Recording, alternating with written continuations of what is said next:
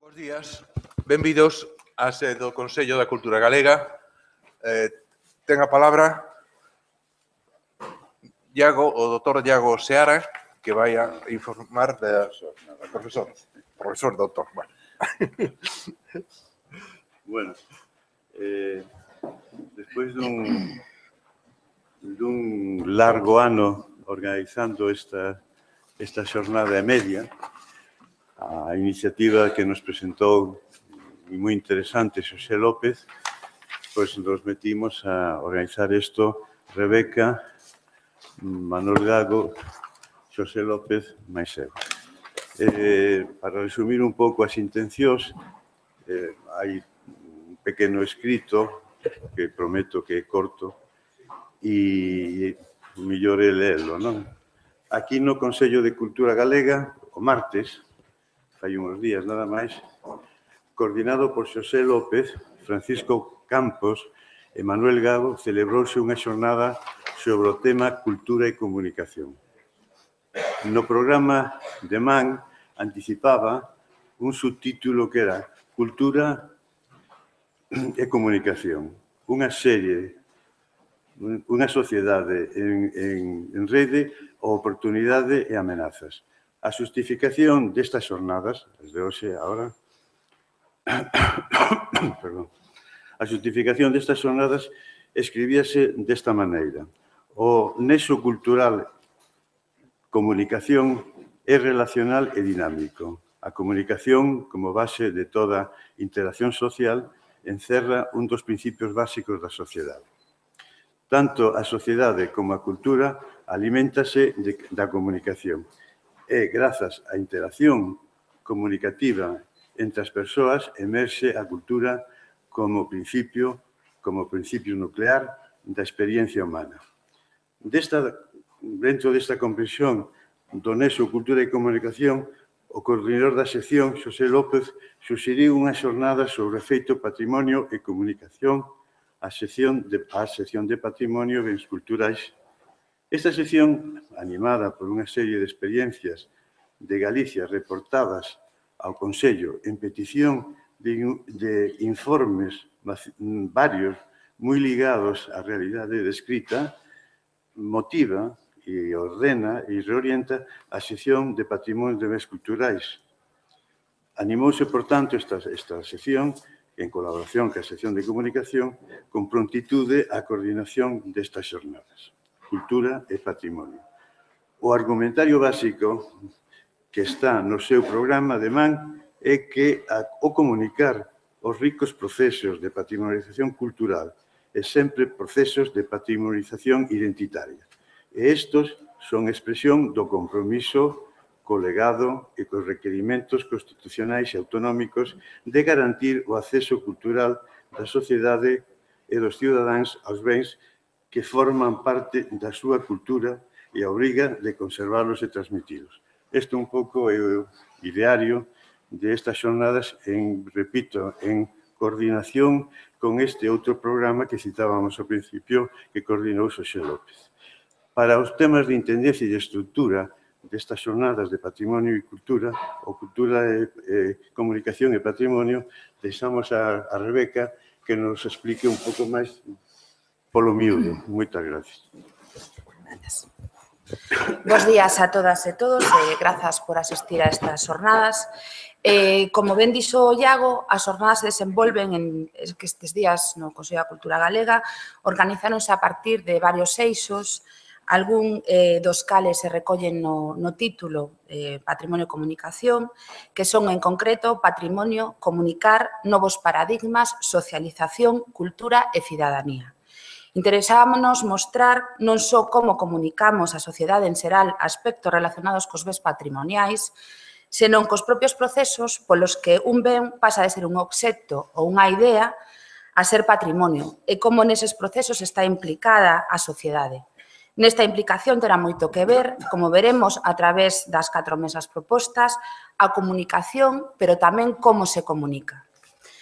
Ben, A nosa idea era facer unhas xornadas en forma de charlas curtas, seguidas dunha serie de debates, en torno a 4 temas en concreto. A primeira mesa xirará en torno ao tema patrimonio e sociedade, a segunda, patrimonio e industria cultural, a terceira, patrimonio e conflicto a través da comunicación e a cuarta, prospectiva de novas tecnoloxías aplicadas ao patrimonio. Como dicía, haberá unha conferencia marco de media hora, seguida de 2 estudios de caso ou de análisis de experiencias de 15 minutos cada unha.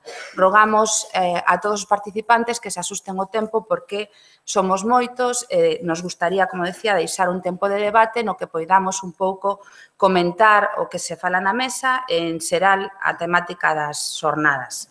E remataremos tanto a xornada de hoxe como a xornada de mañán con 2 comunicacións feitas por membros do Instituto Andaluz de Patrimonio Histórico. Como decía, moitas grazas por asistir a estas xornadas. Moitas grazas. Bos días, prezados amigos e asistentes a esta xornada sobre patrimonio e comunicación.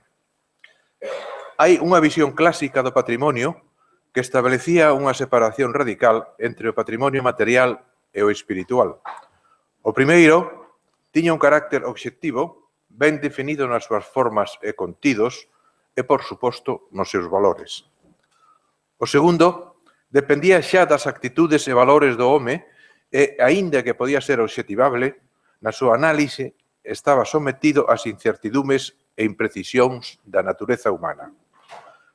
Hoxe, podemos dicir que foi esta unha visión demasiado inxenua e quizáis excesivamente ilustrada da realidade, porque o certo é que entre eses 2 conceptos do que entendemos como patrimonio hai fondas interaccións que afectan a súa propia esencia.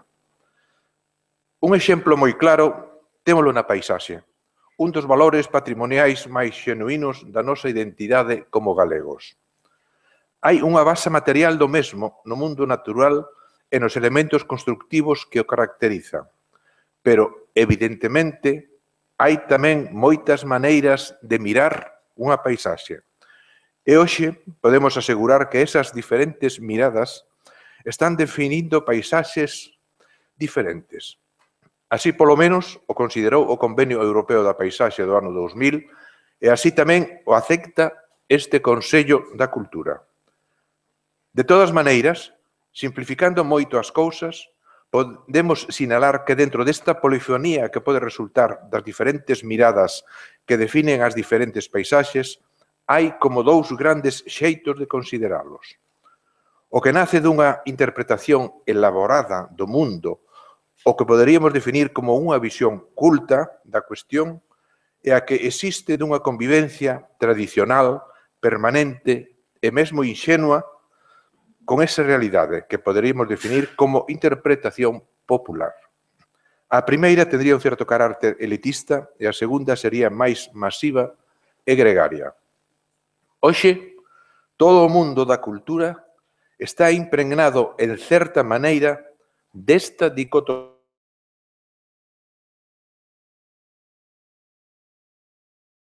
música e mesmo na ciencia. Hai 2 mundos, culto e popular, perfectamente definidos e certamente moi pouco comunicados.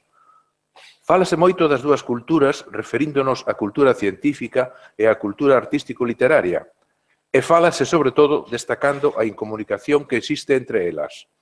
A este Consello preocupoulle moito este problema e a él dedicoulle encontros, reflexións e publicacións. Pero, aínda preocúpalle máis a comunicación entre esas outras 2 culturas, a popular e a cultivada, que certamente atinxe a todo o universo cultural galego e mesmo universal.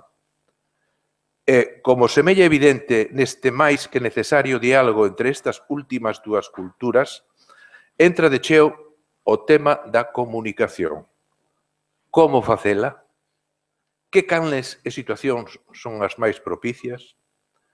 Cuidamos que está aínda case todo por facer, sobre todo porque cando falamos desta comunicación entre o culto e o popular, case sempre o facemos no contexto do chamado Modelo do déficit. Nos outros, os cultos. Somos os que sabemos e coñecemos ben as cousas. Os outros, quenes teñen que aprendelas e aceptalas.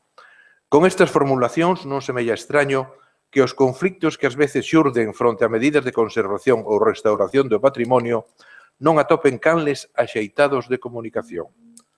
Só un proceso que respecte o carácter bidireccional que debe presidir a auténtica comunicación entre estes dous interlocutores tendría posibilidades de éxito. Finalmente, gostaríanos precisar que cando falamos de comunicación estamos diante dun termo en certa maneira aséptico que implica unha acción fundamentalmente mecánica e instrumental.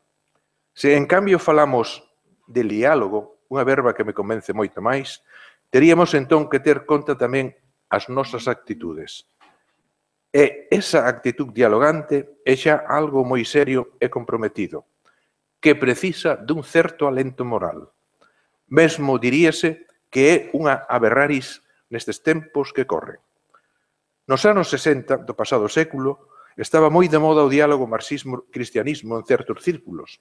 En este contexto, o intelectual francés Roger Garaudy confesaba que haberá unha auténtica actitude de diálogo só se en algún momento un se sente tentado a crer que o contrario está en posesión da verdade e da razón. Prezados amigos e asistentes a esta xornada, con estas verbas mitade institucionais, pero tamén en boa parte persoais, quero desexarlles un bo e productivo día de traballo no Consello da Cultura Galega. Benvidos.